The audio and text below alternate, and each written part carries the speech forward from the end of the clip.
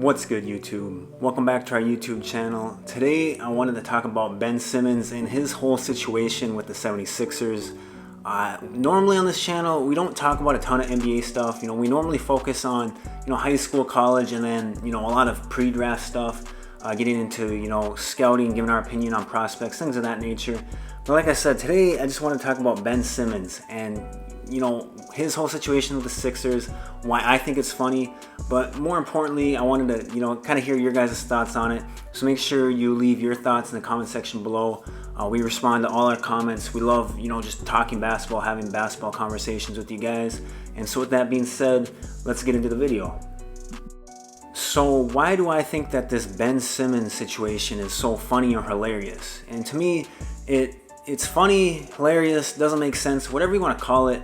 I think it all kind of, goes back to why does Ben Simmons want to be traded? And if you talk to, Ben Simmons camp or you listen to the stuff that they put out, he wants to be traded because he feels like he's been betrayed by the organization. Whether that's, the comments that Doc Rivers made or Joel Embiid made after they got eliminated by the Hawks, or, you want to go all the way back to when, he was in trade talks for Harden and that trade was, almost 100% through the trade process. He was 100% getting traded up or shipped out, and then that fell through last second.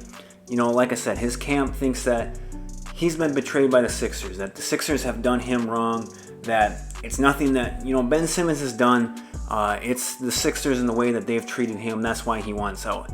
And to me, that's not an accurate depiction of what's actually happened with the situation. The reason why, to me, that Ben Simmons is going to get traded is because he has not lived up to the expectations, or has not put in the proper work to actually live up to his potential. He's the type of player, he's got the talent to be a top 10, maybe a top 5 type guy in the league. He's got a generational skill set at 6'10", with the ability to run in transition, pass the ball.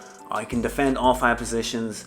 He's, a great talent. The one thing that we knew he was missing coming into the league is a jump shot. I think he only took like 3 3-pointers his time in college, and we all know that's a shorter line. And so we knew, that was something that needed to be worked on and developed, for him to, take, a bigger step in the NBA and become that, all NBA, maybe even some people would think, an MVP candidate someday. And so now we're how many years into Ben Simmons' career, and he still hasn't even taken the proper steps to even get close to, being a potential shooter in the league.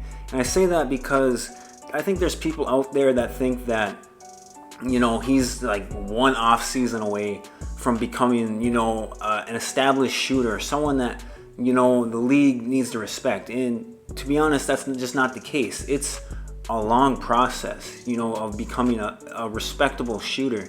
You even look at someone like, Lonzo Ball, who took, a huge step forward in the way that he shoots the 3 ball. Well, we haven't quite seen him in a playoff setting yet, but, I can imagine, he's had multiple seasons now where he shot, upper 30s percent from 3. You get into a playoff series, I think teams will still sag off of someone like Lonzo Ball. Make him prove that he can be, close to a 40% 3-point shooter, in the playoffs.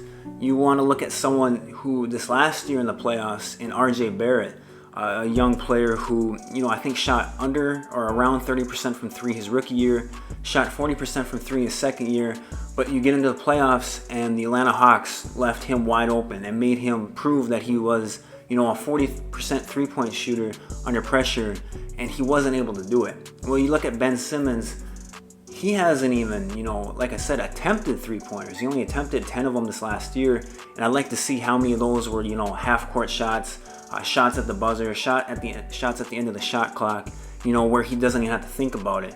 And so, like I said, it's a process of becoming a shooter. At first, that first season or two, he's gonna have to just shoot them and get, that 25, maybe 30% he could shoot, out of the way, and then you're a couple of years away from maybe shooting, upper 30%, and then, you're maybe, a season or two after that before, teams really respect that, maybe upper 30%, level that he could shoot at.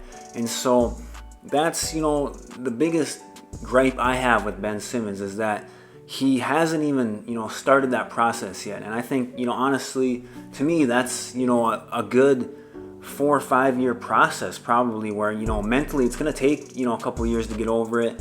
And then you're going to have to put together, probably a couple of good seasons of shooting the ball. And then, after that, establish yourself in the playoffs as someone who can knock down open shots.